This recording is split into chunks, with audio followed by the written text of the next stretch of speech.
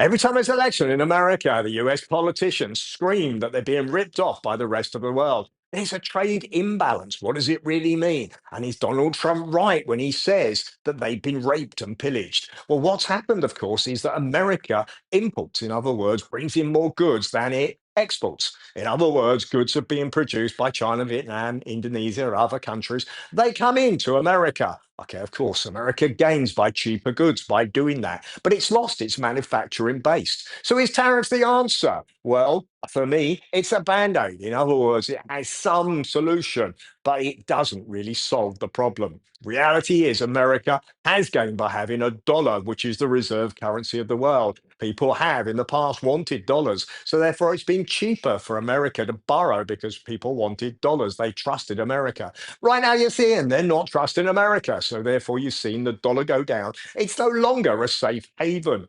Right now, we're seeing a situation where America has, correct, an issue. It has a trade deficit. Its trade deficit is 1.8 trillion. That's a lot of money. They need the tariffs as they are right now, and they're super high. Come in and they stay in. That's going to raise 600 billion per America per year. But they still got a deficit. In other words, it's not the solution. Our companies, let's go with Nike, going to lift their factory from Vietnam and move it to America. Okay, well, guess what? They're not going to. And reality is, Americans don't want those jobs. Okay, and in 5 years' time, will Trump be around? There'll be another election. Why would you take 5 years to move your manufacturing from one place to a different place? So, what's the solution? Well, actually, the solution is the reverse of what's going on. America needs to be more competitive. It needs to concentrate on higher paid jobs. It needs to concentrate on training and development and concentrate on AI and the opportunities. It needs to concentrate on developing people and actually making sure its education system improves.